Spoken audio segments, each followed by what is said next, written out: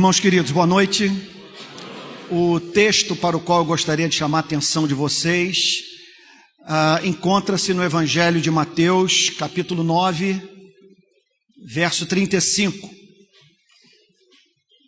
Mateus, capítulo 9, verso 35. Não há nas Sagradas Escrituras texto mais importante do que esse quando o tema é a missão da igreja no mundo. É o locus classicus da teologia da missão da igreja. Isso devido a dois fatores: as circunstâncias em que o Senhor Jesus prega o que pregou e o conteúdo, a amplitude da mensagem.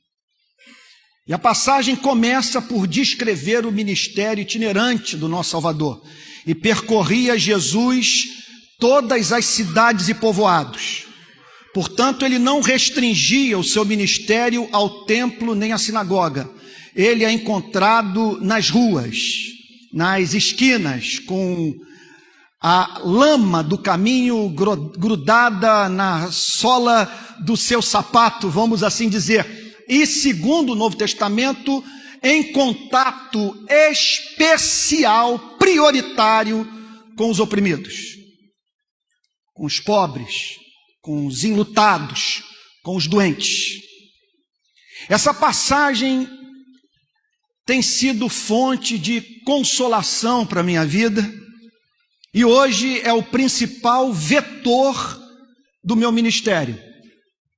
Isso porque até o ano de 2006, eu me dediquei a um tipo de atividade ministerial para a qual eu não consigo mais me dedicar. Até 2006, eu me dediquei ao trabalho de preparar sermões e subir ao púlpito na esperança de pregá-los no poder do Espírito Santo, julgando que essa era a minha principal contribuição para o bem-estar da igreja e da própria sociedade. E eu continuo acreditando nisso.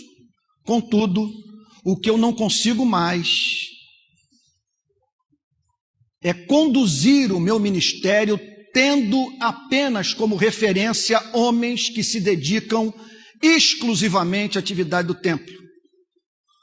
Então não foi fácil essa ruptura, porque eu tive que escolher o meu próprio caminho, tendo como referência homens que eu até hoje amo, que me inspiram, cujas pregações me levam às lágrimas.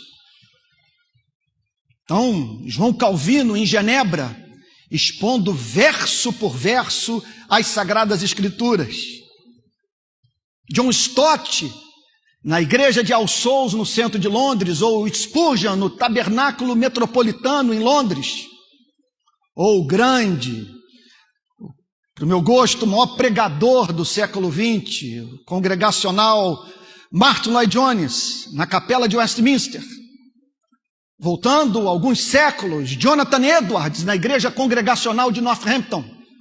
Todos esses homens dedicados ao trabalho de preparar sermões e expor as Sagradas Escrituras no poder do Espírito Santo, e nós não teríamos chegado aqui sem eles. E no campo, no domínio do Espírito, eu não consigo encontrar nada que aqueça tanto meu coração quanto a pregação desses luminares. Contudo, eu sou carioca, nascido na Lapa, gosto de feijão preto, torço para o Botafogo, e ouvi, acredito, porque julgo que Deus fala com presbiteriano, que o Espírito Santo estava me chamando para viver a minha própria história. Eu não sou John Stott, eu não sou Martin Lloyd Jones, eu não sou Jonathan Edwards. E vivo num país no qual metade das residências não tem acesso à rede de esgoto. e que nos últimos 12 anos viu 600 mil pessoas serem assassinadas, numa média quase que anual de 60 mil mortes violentas por mês. A última estatística apontou para esse número trágico. E aí então, percebendo minha teologia me forçando a romper com o modelo gabinete pastoral, púlpito, vivendo do ponto de vista ministerial uma experiência muito confortável, porque eu sou um presbiteriano que plantou a igreja na qual é pastor. O que faz com que eu não conheça nem de longe algumas das tensões que os meus colegas enfrentam dentro da denominação. Contudo, não dava para permanecer naquele conforto, porque as constantes violações aos direitos humanos na minha cidade me forçavam a desenvolver um ministério profano para fora do templo. E aí, aquela história toda que já compartilhei com vocês no Missão na Íntegra em outras ocasiões, aquela manifestação em Copacabana, a cobertura dos meios de comunicação e minha consequente entrada no sistema prisional, das favelas, o contato com jornalistas, com as agências internacionais de notícia, com as lideranças de movimento social, com traficantes, com policiais civis, policiais militares. E hoje, eu olho para essa passagem e vejo o valor de uma decisão como essa. Porque tenho para mim, e creio que vocês haverão de concordar comigo, que mais importante do que ter como referência Calvino, Lutero, Edwards, John Stott, é procurar ser um imitador de Jesus Cristo, e o meu Salvador é encontrado em movimento, nas ruas, nas esquinas, nas favelas, na periferia, em contato com gente real. E qual é o valor disso? O valor disso deve-se ao fato, entre outras coisas, de você deixar de conhecer os problemas sociais do seu país através da mediação dos meios de comunicação. Você está lá, você está vendo, você está sentindo e, consequentemente, passa a ter uma autoridade para falar que o acadêmico não possui. E eu posso lhes dizer, nós que estamos preocupados com a missão integral, que a garotada do Brasil está de olho em nós. Esse ano foi o ano que eu mais rodei o país. E eles estão querendo nos ver nas favelas, na periferia, em contato com os oprimidos. Que essa nossa teologia tem que nos levar ao contato íntimo com aqueles cujos direitos nós dizemos defender.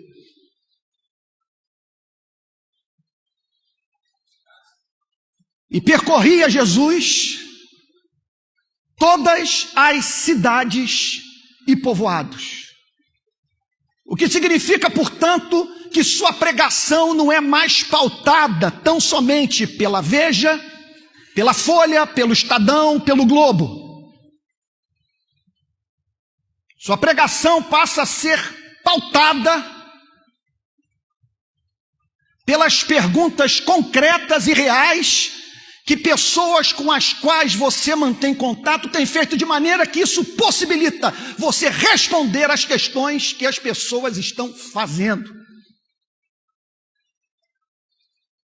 E percorria Jesus todas as cidades e povoados,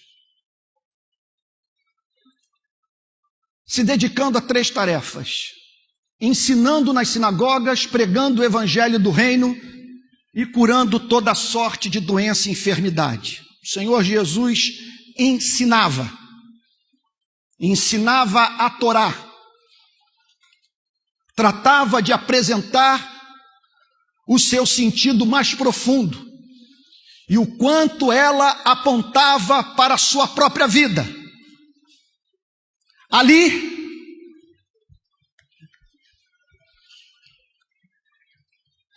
ele expunha os fundamentos da fé, apresentava as bases intelectuais da autêntica relação do homem com o seu Criador, tal como revelado na vida de Abraão, de Isaque e de Jacó.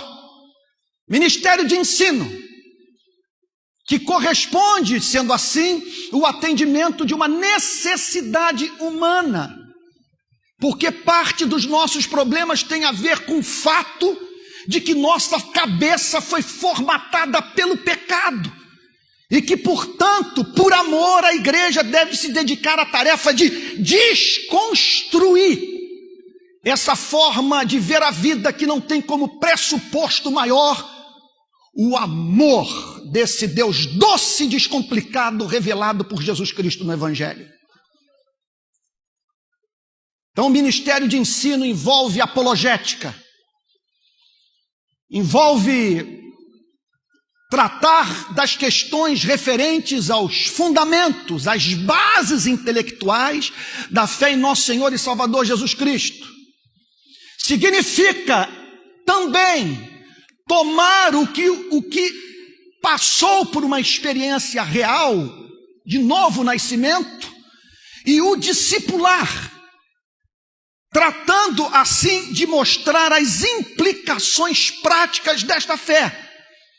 Num contexto, por exemplo, como o do Brasil, urge que no nosso discipulado, nas classes de escola dominical, nos livros que escrevemos, até mesmo nas canções que compomos, que façamos um resgate da doutrina bíblica referente ao homem, com foco especial no fato de que o homem foi criado à imagem e semelhança de Deus, e que por isso ele não pode ser explorado, sofrer violação de direito. Não pode. Isso tem que ser ensinado nas nossas igrejas. O garçom abrir a garrafa de água mineral para você e você não dizer muito obrigado. E por que eu estou falando isso? Porque o ministério de ensino tem que levar em consideração o lado obscuro da cultura dentro da qual a igreja está plantada. E é aspecto, é traço da nossa cultura. A banalização da vida humana. A vida humana no nosso país não tem valor.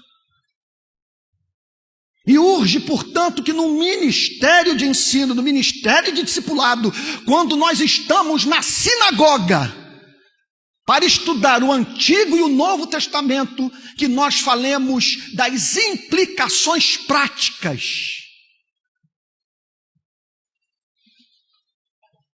da cultura brasileira para a vida daquele que disse ter passado por um encontro com Cristo.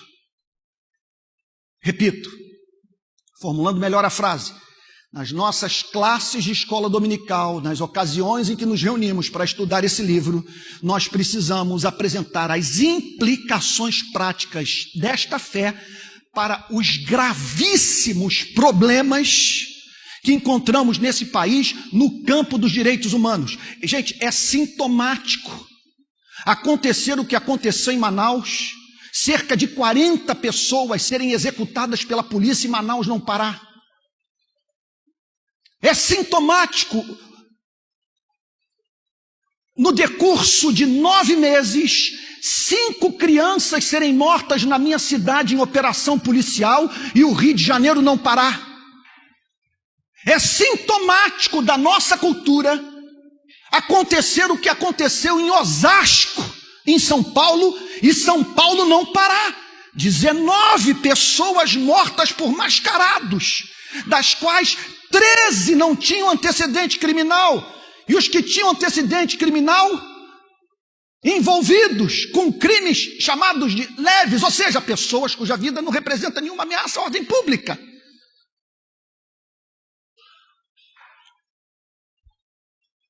Jesus ensinava.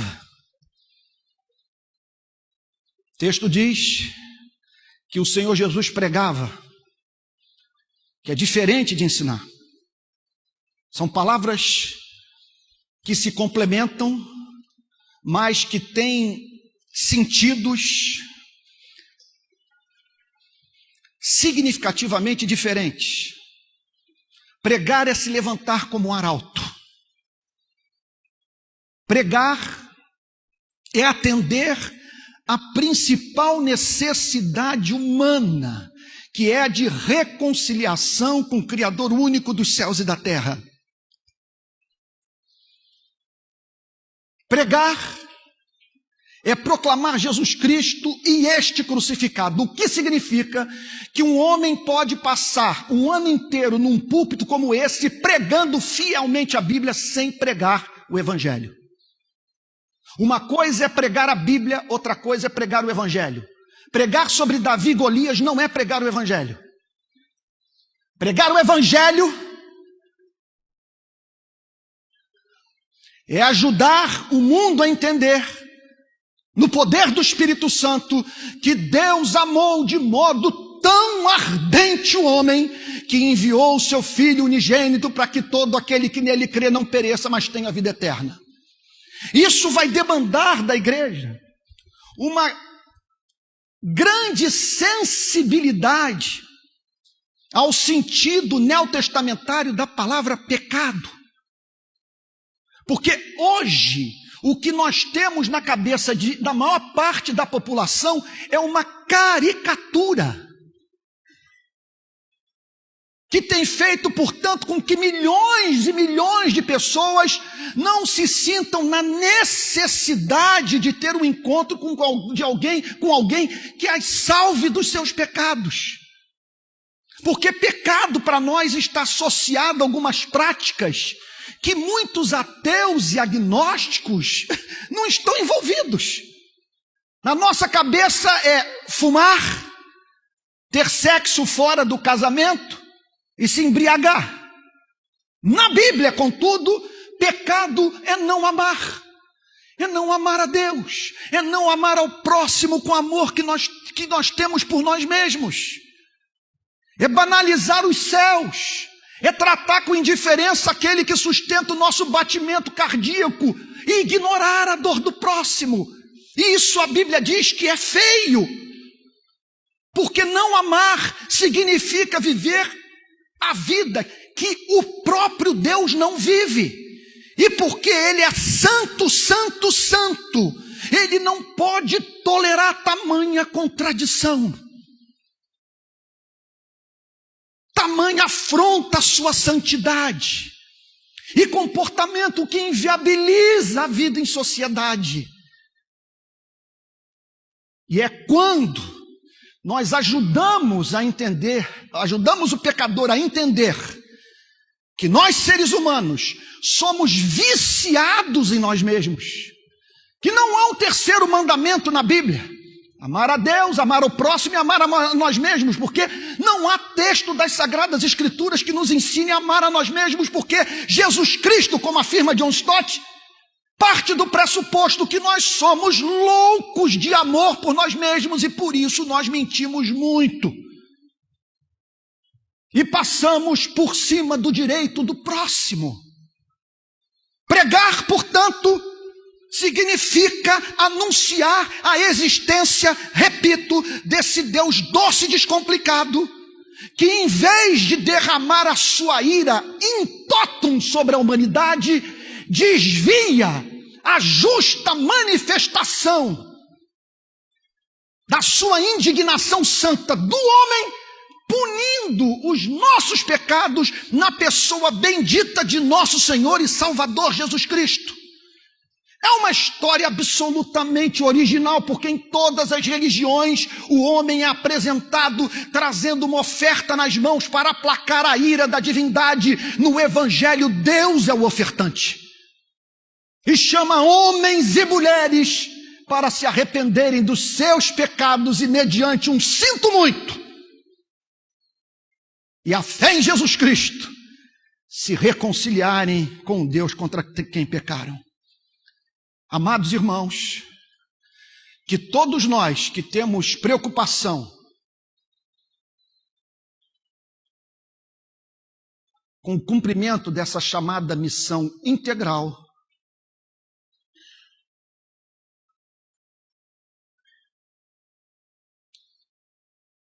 façamos uma oração. Senhor, se meu ministério tiver que arrefecer o fervor evangelístico da igreja, leve-me deste planeta, promova-me para a glória. Não permita que eu preste tamanho desse serviço à causa do evangelho. Só nós pregamos o evangelho. Essa se constitui a maior necessidade humana.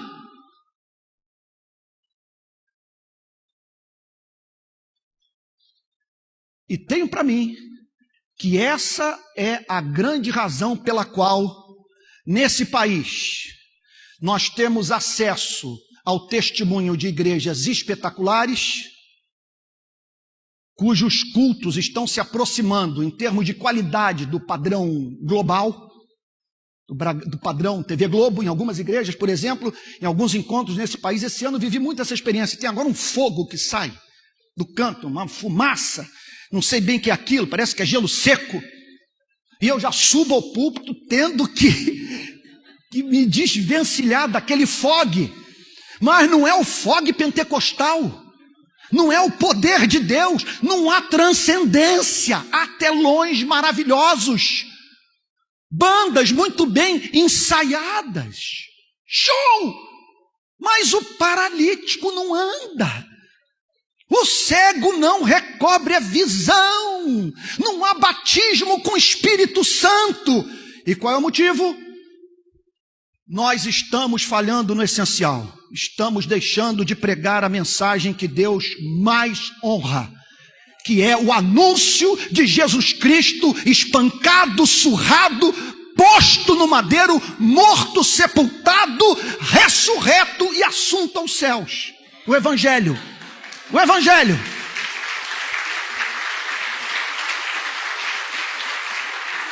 Os Estados Unidos da América passaram por 2 grandes despertamentos. E sempre que formos falar da igreja desse país, que não nos esqueçamos do fato de que, com todas as suas contradições, poucas igrejas abençoaram tanto o planeta quanto as igrejas protestantes norte-americanas. Nós temos as mesmas contradições, algumas até piores, mas a nossa presença é pífia no campo missionário, especialmente quando comparada a desses amigos. Eu, presbiteriano, não tenho como negar o fato de que faço parte de uma igreja que foi plantada por um garoto que veio com 20 e poucos anos de idade para o Brasil, tendo cursado teologia em Princeton, e que com 29 anos morreu de malária, mas não sem antes ter organizado um presbitério, ter plantado uma igreja, iniciado um seminário e um jornal. E Jonathan Edwards descreve o primeiro despertamento americano, que teve como estopim o seu ministério em Northampton. E o que chamou a sua atenção ao procurar entender as causas daquele avivamento, da espantosa obra do Espírito, especialmente na sua igreja, foi o fato de que antes do derramamento do Espírito Santo, ele levou ao púlpito a mesma mensagem, o mesmo tema: justificação pela graça mediante a fé somente. Não há mensagem que Deus mais honre do que a proclamação do Evangelho de nosso Senhor e Salvador Jesus Cristo, especialmente mediante a forma da exposição do significado dessa doutrina, que para Martinho Lutero é o artigo de fé mediante o qual uma igreja permanece de pé ou cai. Se você quer o selo do Espírito Santo no seu ministério, não quer ser apenas reconhecido como um grande orador, mas alguém em cuja pregação há demonstração de espírito e de poder, pregue Jesus Cristo e Jesus Cristo crucificado. E em terceiro lugar, o texto nos apresenta Jesus curando. Esse ministério de cura do Senhor Jesus tinha como força motivadora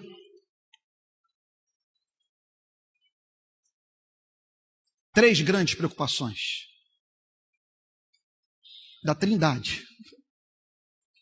Em primeiro lugar, aqueles milagres tinham como objetivo botar o selo de Deus sobre a pregação do Senhor Jesus. Porque a pregação era tão original, era algo tão novo, tão surpreendente, que necessário foi que Deus fizesse paralítico andar,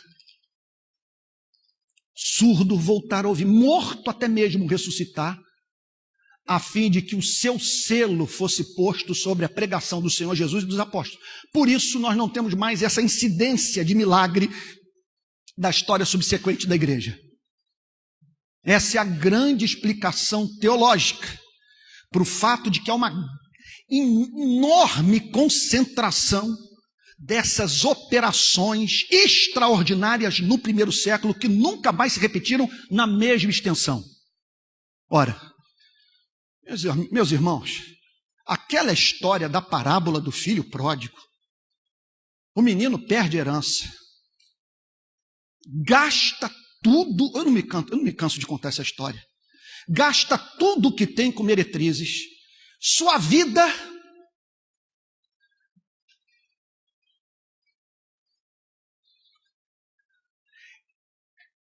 se torna parecida com a vida dos animais, ele se pega comendo com os porcos. E ali, como alguém já disse, de si para si mesmo, ele declara: quantos trabalhadores do meu pai comem com fartura e eu aqui morro de fome. Levantar-me-ei, irei ter com meu pai e lhe direi: pai, pequei contra os céus e diante de ti, já não sou digno de ser chamado teu filho, trata-me como um dos teus trabalhadores. Aí o objetivo da parábola é anunciar o evangelho e a extraordinária obra de conversão que estava ocorrendo entre meretrizes e publicanos, para a raiva da religião vigente, dos escribas e fariseus. E aí o Senhor Jesus, dizendo, para ajudar Israel a entender o que estava acontecendo, descreve o menino voltando para casa. No meio do caminho, o pai o avista, parte em sua direção e o abraça, e troca suas vestes, põe anel de ouro no seu dedo, e o calça, porque só um escravo devia andar descalço. E promove uma festa dizendo: este meu filho estava morto e reviveu, estava perdido e foi achado. E o Senhor de Jesus descreve o menino na festa, sem ter passado pela senzala,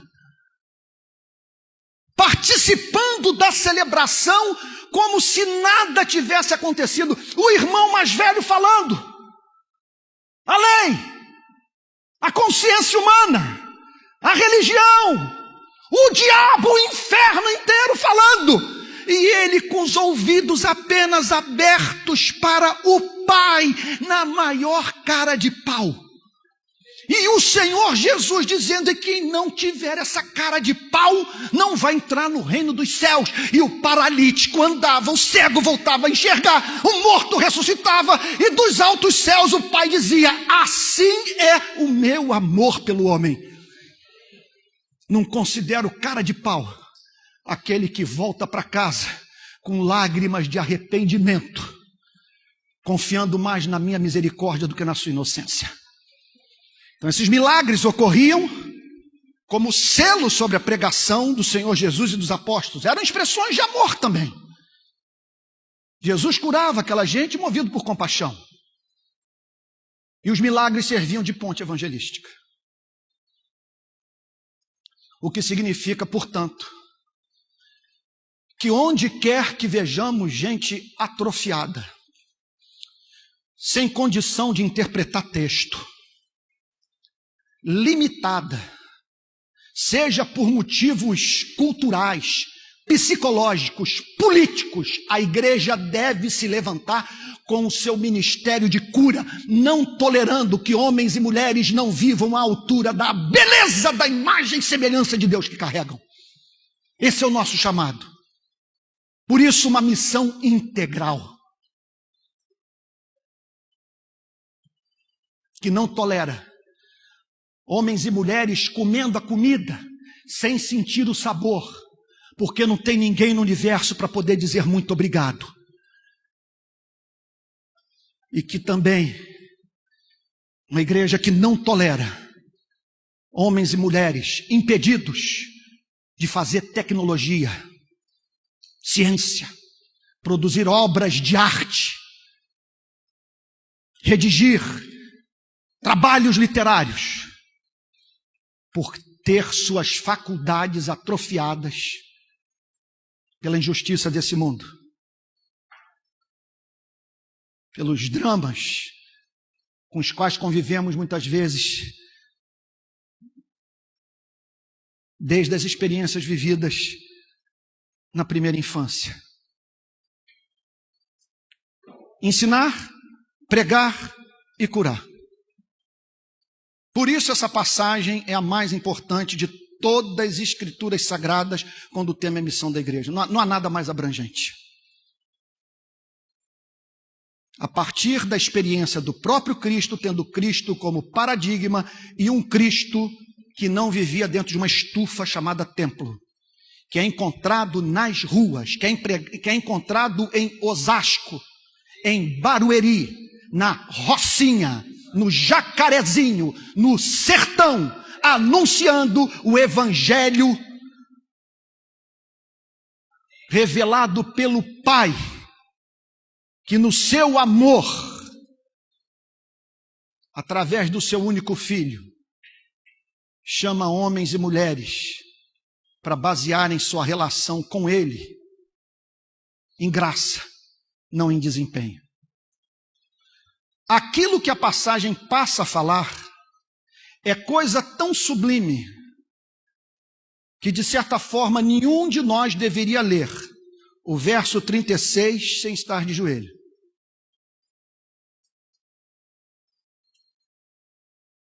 Não há nada mais santo nas Sagradas Escrituras quando o tema é a missão da igreja do que esse verso 36.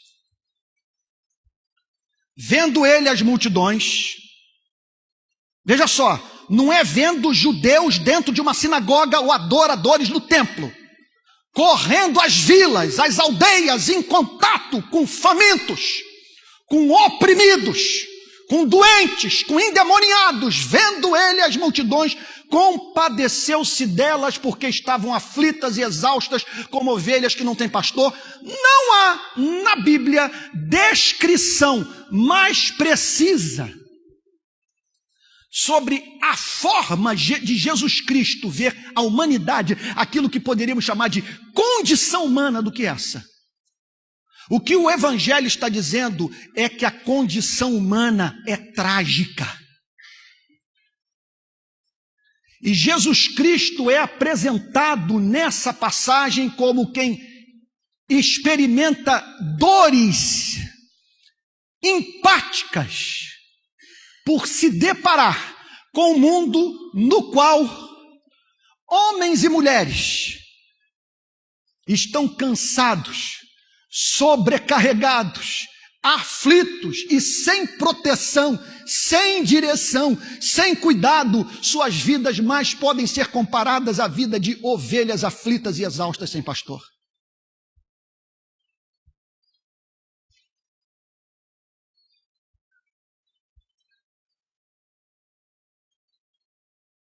Gente, Porque a condição humana é trágica.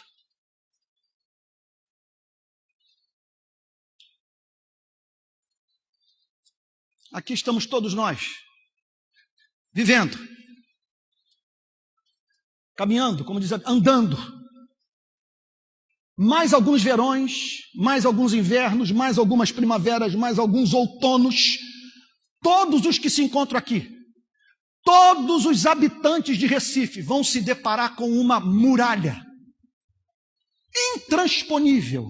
Foi o que eu senti quando eu tive que enterrar meu pai. Quando eu vi o corpo do meu pai descendo no cemitério São João Batista, lá no Rio, eu me vi diante de algo acachapante. Não havia como resistir, só me cabia enterrar o meu pai.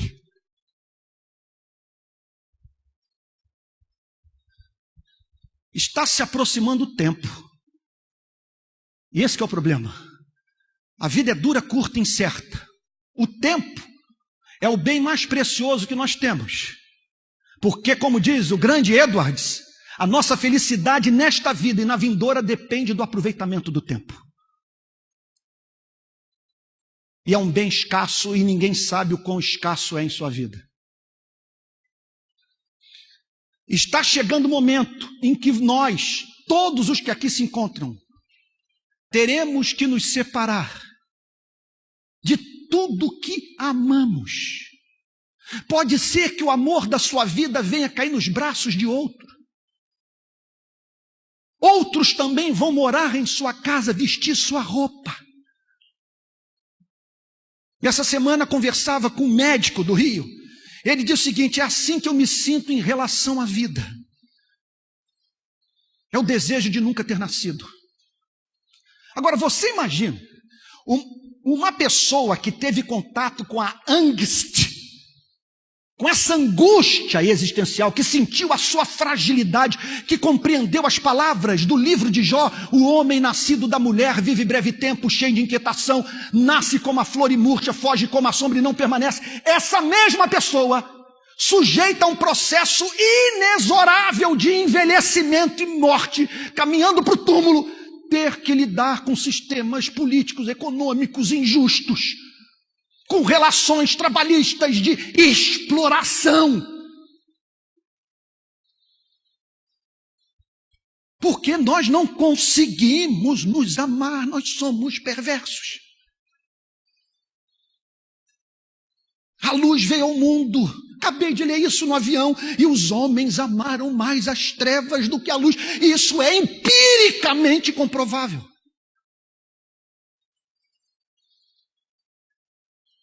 Então, por que pregar o Evangelho? Por compaixão. E em nome de Jesus, não peça poder antes de pedir amor. E jamais deseje ser um grande pregador. Peça a Deus para você ser um grande amante, porque se você amar, você vai ver na Bíblia o que ninguém consegue enxergar.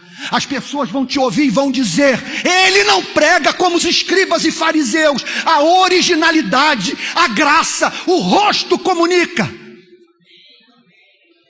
E você vai pregar de uma tal maneira que as pessoas acreditarão que você crê. Amar. Ora, gente, o que eu estou fazendo aqui?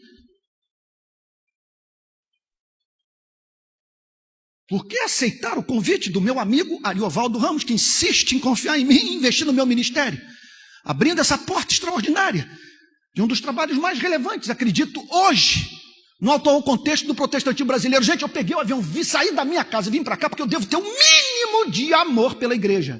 Esse trabalho pressupõe amor. E o texto diz que Jesus andava pelas aldeias e povoados, ele ensinava, pregava e curava, porque ele tinha pena das pessoas.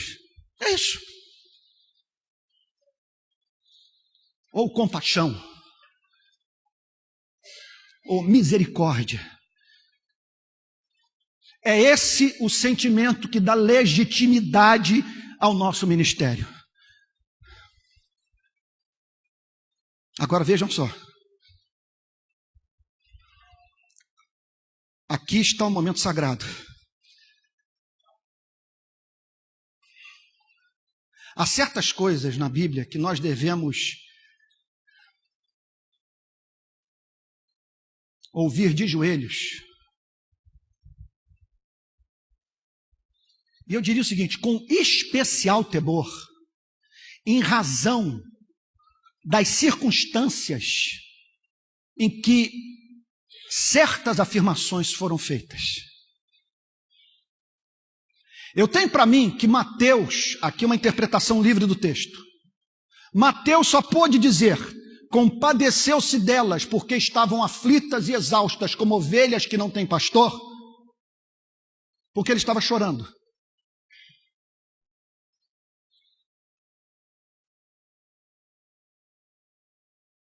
Ele estava provando de angústia.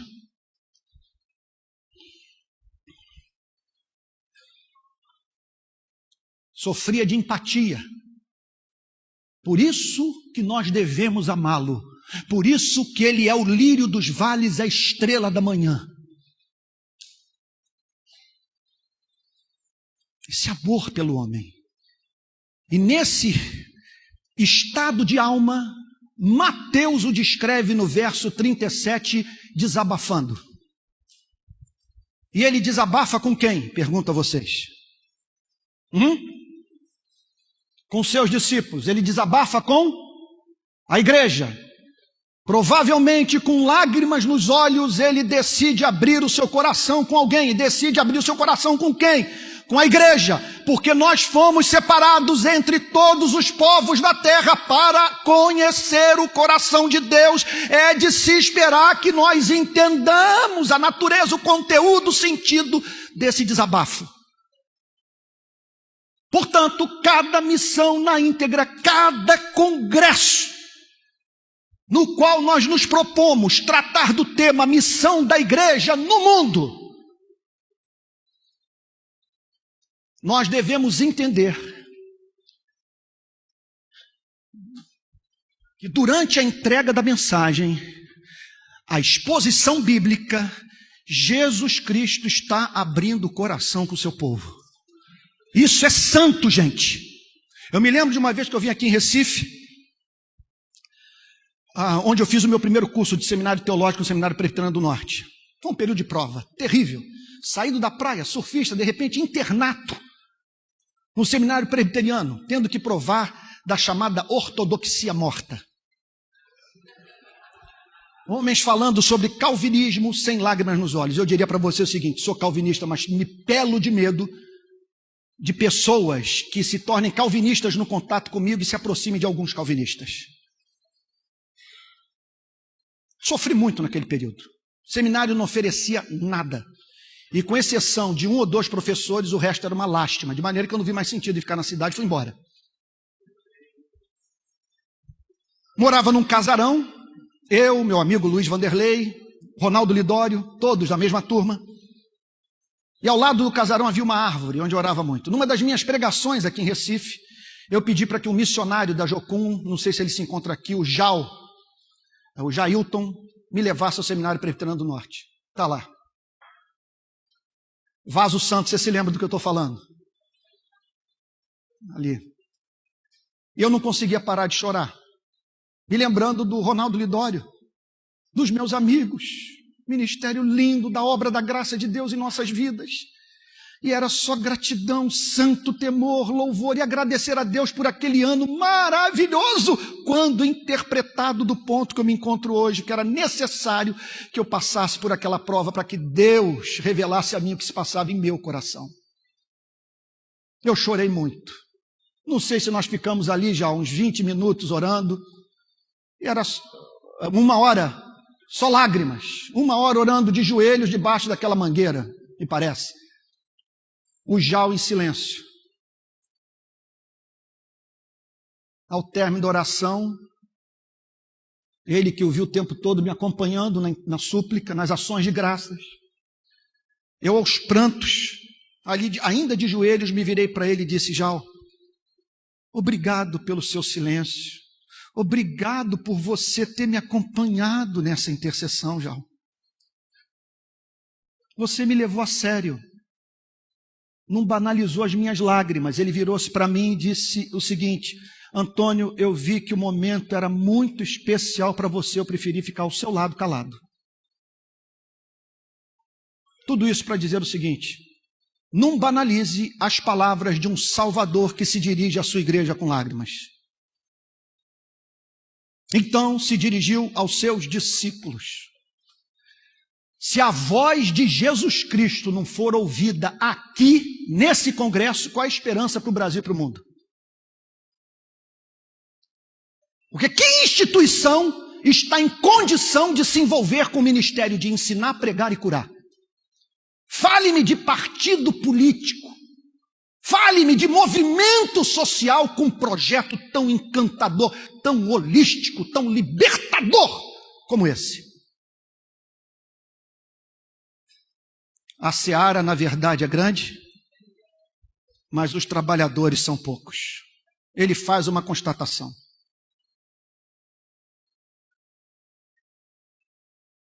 É um mar de desgraça. Bilhões sem Cristo. Literalmente bilhões em estado de miséria e pobreza no planeta. E é interessante o duplo veredito de Cristo, que ele vê o homem como vítima e algoz. Por que a seara é grande e os trabalhadores são poucos? Porque nós, seres humanos, somos obcecados com a nossa felicidade e não temos meta maior na vida do que a meta de ser feliz. Por isso que ministério é experiência profundamente solitária. O que levou o grande Martin Luther King a dizer: eu não me surpreendo com o grito dos maus, mas sim com o silêncio dos bons, porque nas suas passeatas ele olhava para a direita, olhava para a esquerda: cadê os meus amigos, companheiros de ministério? Cadê os pastores? Cadê os que dizem que o reino de Deus não é comida nem bebida, mas justiça, paz e alegria no Espírito Santo? A seara é grande, mas os trabalhadores são poucos. E aí a bomba atômica. O verso 38. Uma das mais profundas convicções de pecado que eu experimentei esse ano em minha vida. Rogai, pois, ao Senhor da seara que mande trabalhadores para a sua seara. Porque eu experimentei convicção de pecado, que eu andei murmurando. Eu cheguei ao ponto de dizer: eu não recebi a unção do dinheiro. Eu sou um ministro duro. Não estou falando do ponto de vista pessoal, do pagamento das minhas necessidades, da manutenção da minha família. Vivo com certa dignidade. Eu estou falando de dinheiro para entrar na favela, para fazer lobby em Brasília, na Assembleia Legislativa do meu estado. Eu estou falando de dinheiro para reformar barraco, para ajudar favelado, para sustentar vocacionados para o ministério sagrado, ajudando-os a comprar boas obras literárias, para plantar igreja. Eu sou duro. E eu tenho falado isso, eu não recebi unção do dinheiro. O dinheiro não entra no meu ministério. Aí me deparei com essa passagem. Com Jesus dizendo para nós não pedirmos a Deus para nos cercarmos de ricos, nem clamarmos por grana, mas pedirmos a Deus que visite a vida de garotos, de moças e rapazes, e leve-os a sentir essa angústia que Jesus Cristo sentia, e os perturbe, e os faça, em vez de ir para um quarto, se trancar e filosofar sobre o problema do mal, filosofar sobre o problema do mal no sertão, dentro de um barraco, onde ali, muito provavelmente, o Espírito Santo vai dar a resposta para pessoas que estão fazendo perguntas reais, em vez de criar obstáculos intelectuais para um encontro mais radical com Cristo. Depressão metafísica de vagabundo, o país sangrando, e você com Foucault, Derrida, Nietzsche, Camus, Sartre, o problema do mal. Eu não vejo Jesus Cristo na Bíblia filosofando sobre o problema do mal. Eu vejo ele expulsando demônios, curando enfermos, e se cercando de homens e mulheres a fim de que fossem enviados ao mundo para falar do amor incondicional de Deus Pai pelo pecador. Rogai, pois, ao Senhor da seara, porque só o Senhor da seara para nos salvar da religião, só o Senhor da seara para nos salvar do presbiterianismo, do pentecostalismo, do calvinismo, do arminianismo, ou da missão integral, da direita, da esquerda. Só o Senhor da seara para fazer que passemos por essa crise. Essa coisa que faz você cair de joelhos no seu quarto e dizer: Senhor, eu quero ser a resposta para essa desgraça. Eis-me aqui, envia-me a mim. E coisa linda é nessa hora ouvir o cântico pentecostal baseado em Isaías capítulo 6. Porque você se sente indigno ao mesmo tempo. Aí vem o hino, soprado pelo Espírito, o profeta de Deus se aproximando, considera-se um pecador, mas o fogo santo o queimando, o torna útil para o seu Senhor. Fala, Deus, toca-me com as brasas do altar. Esse é o nosso chamado. Andar pelas aldeias e povoados, conhecer as comunidades ribeirinhas do Amazonas, o sertão do nordestino, a periferia de São Paulo, as favelas do Rio, visitar uma escola pública, um hospital público, ir lá para o bairro da sua empregada doméstica e de manhã bem cedo fazer todo o percurso com ela, no ônibus que ela faz para chegar na sua casa.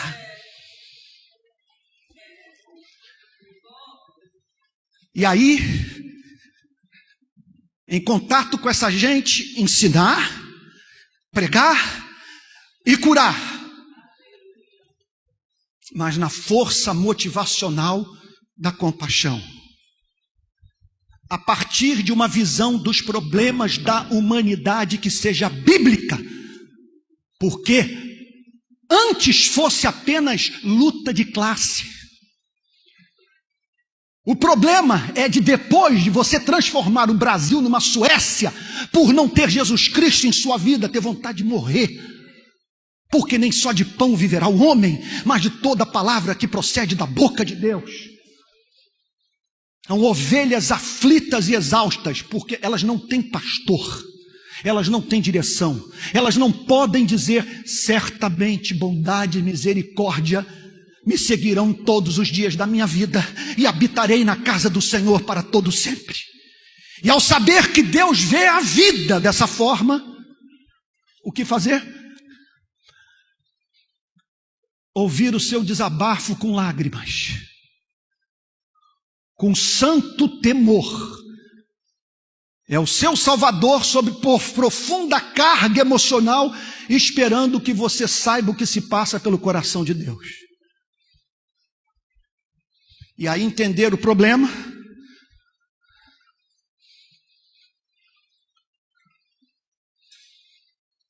nosso egoísmo, nossa contumácia, nossa indiferença.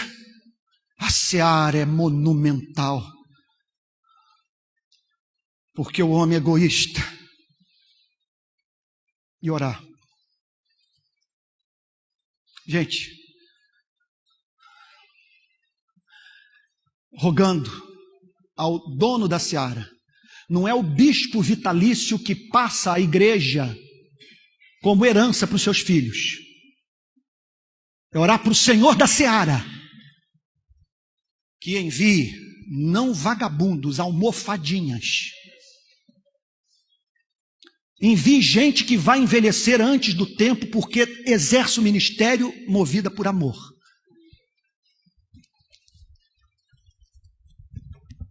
Concluo apresentando um pequeno caso que pode servir de ilustração para tudo que eu acabei de falar. Teologia, acredito que apresentei nessa exposição bíblica.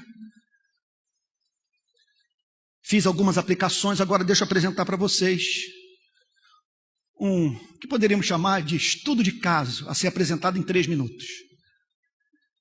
Chacina de Osasco. Morre um guarda municipal, um policial, num lugar de São Paulo onde moram matáveis.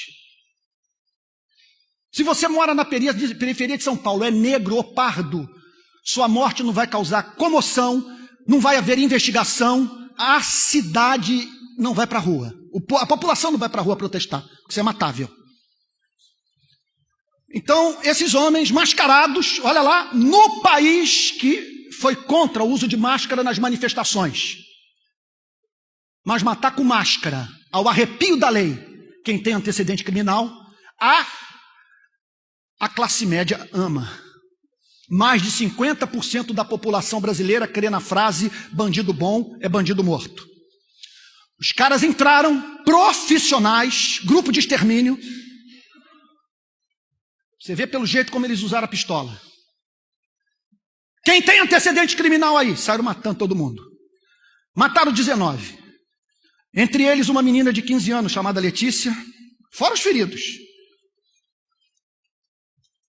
Conforme eu lhes disse, 13 sem antecedente criminal. E os demais com antecedente criminal, tendo praticado crimes leves. Fiquei louco. E graças a Deus, cerca de 20 paulistas enlouqueceram também. Dos 20, aproximadamente 19 membros de igrejas evangélicas da região metropolitana de São Paulo. Gente por quem eu tenho profundo respeito, que deu a cara.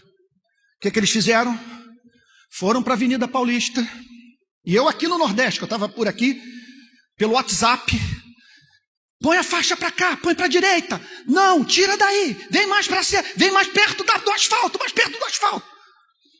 Eles anunciaram para todos os meios de comunicação, agências internacionais de notícia, que eles iriam amordaçados para a Avenida Paulista, simbolizando o desamparo do morador de periferia, que grita e não é ouvido, e com uma faixa escrito, quem matou 19.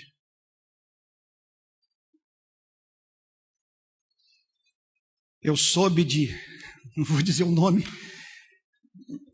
de altíssimas autoridades públicas iradas com o que foi feito. Quem é essa gente? De onde eles vieram? Eles não pararam o trânsito de São Paulo. Como podem estar na primeira página da Folha, com destaque do Estadão? E lá no Rio de Janeiro também no Jornal Globo. E ganhando todo o noticiário do país.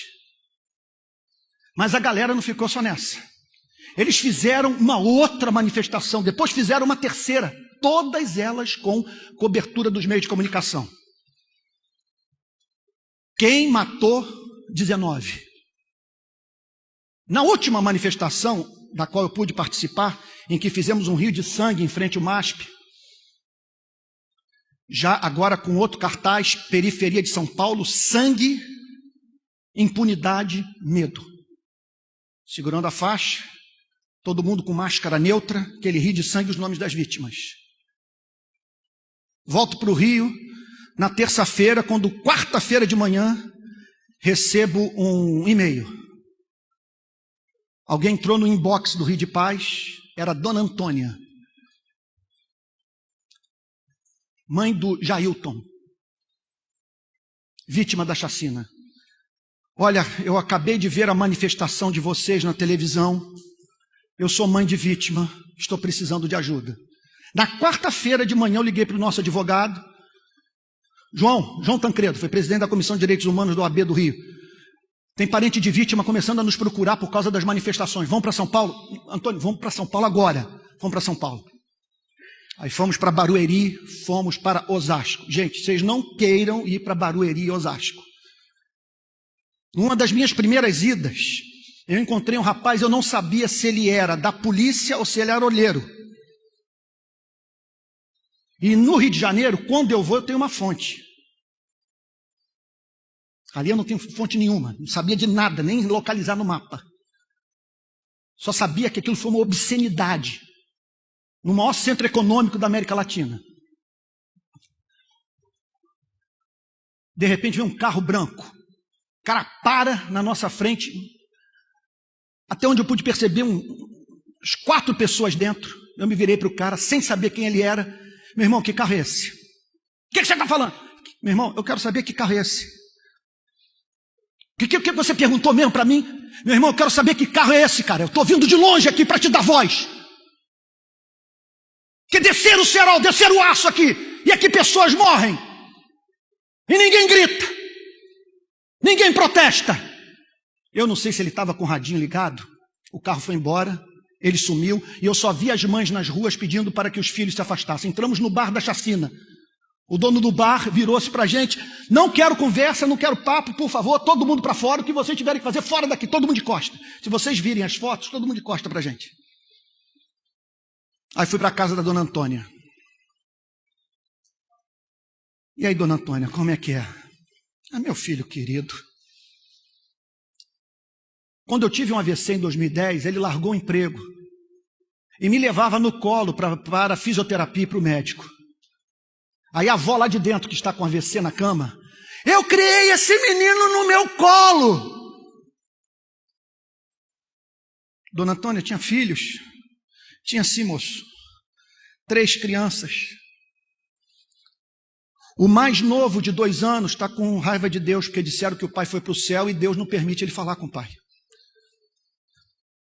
O de 5 anos, a menina de 5 anos, procura o de 2 para eles ligarem no celular para falar com o pai. O de 8 anos é só revolta, porque todos os dias ele dormia agarrado com o pai. Meu filho ajudava uma igreja, ele era dizimista, embora não frequentasse. Ele trabalhava no comércio varejista. É uma bênção na minha vida. Dona Antônia, a senhora vai me perdoar. E isso a gente sem saber o que ia acontecer na pista, quando saísse da casa. Se pela escuta, pelo grampo, alguém sabia que nós estávamos ali na região de Barueri e Osasco. Aí então, dona Antônia, uma pergunta dura. Seu filho tinha antecedente criminal? Tinha sim, moço. Com 17 anos ele brigou com a namorada e a namorada foi lá e fez o registro. Aí o advogado virou-se para mim, isso não é antecedente criminal, isso é ato infracional. Ele era menor de idade. E o medo dele, moço, dona Antônia falou para mim, era numa blitz, ao ser perguntado se tinha antecedente criminal, negar e o policial dizer que ele estava mentindo e ser executado. Portanto, quando a polícia entrou, quer dizer, provavelmente o estado de governo do estado de São Paulo está dizendo que foi só a polícia. Por isso que nós agora estamos pedindo indenização, vai ter uma manifestação sexta-feira agora cobrando indenização. Quando eles entraram e perguntaram, quem aí tem antecedente criminal? Meu filho levantou a mão. E foi executado. Então o que nós estamos fazendo agora? Uma das vítimas é um menino que mora lá em São Paulo, o que a gente chama no Rio de Boca de Fumo, eles chamam de biqueira. E favela quebrada. Estou aprendendo toda essa terminologia agora lá. Aí um rapaz que foi vítima, levou um tiro no pé, só que o pé agora está necrosando porque ele é diabético. Estão pregando o evangelho para ele, não é convertido. Estamos levando o evangelho para entes de vítimas. Montamos uma associação com os parentes de vítima. E estamos agora entrando com um processo, cobrando do Estado de São Paulo o pagamento de indenização. Qual é o objetivo em contar essa história depois de uma exposição bíblica sobre a chamada missão integral da igreja? Tenho para mim que é muito pouco provável que num país corrupto como o nosso, você possa viver a missão integral sem ter que conviver com o medo, sem temer pela própria vida. Se for para encarnar esses valores, você vai temer motocicleta com 2 camaradas parando no sinal do seu lado. Você vai temer o grampo, você vai ser perseguido, você vai ser caluniado. Você vai entender como jamais entendeu o Sermão da Montanha.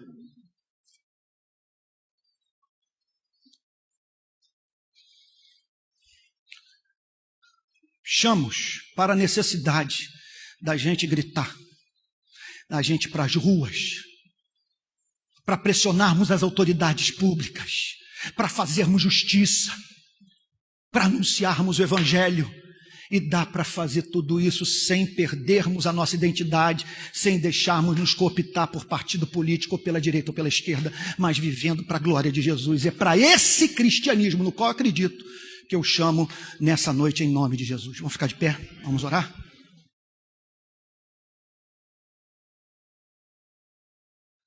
Pai Santo, nós estamos vivendo um momento de opróbrio na história do protestantismo brasileiro. Fala-se hoje na bancada do boi, da bala e da Bíblia, como o que de pior existe no Congresso Nacional. Com os meios de comunicação cobrando que a igreja se posicione contra grandes injustiças praticadas por supostos representantes da igreja. Senhor, nós não podemos passar por esse país deixando o pior do que quando o recebemos, Senhor. Em nome de Jesus, aviva a tua obra.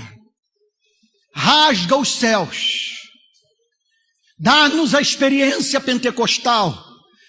Antes de te pedir poder, pedimos amor, Senhor.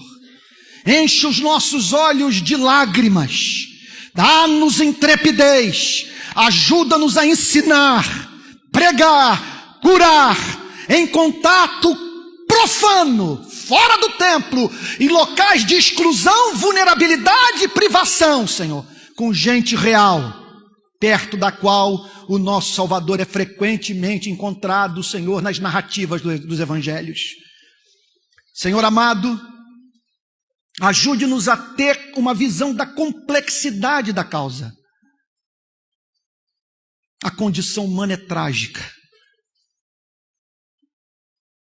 Homens e mulheres aflitos e exaustos como ovelhas que não têm pastor, num mundo de egoísmo.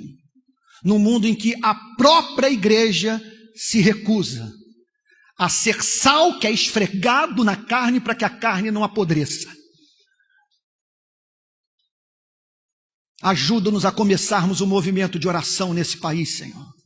Não queremos pedir concessão de rádio, não queremos pedir terreno, nem dinheiro.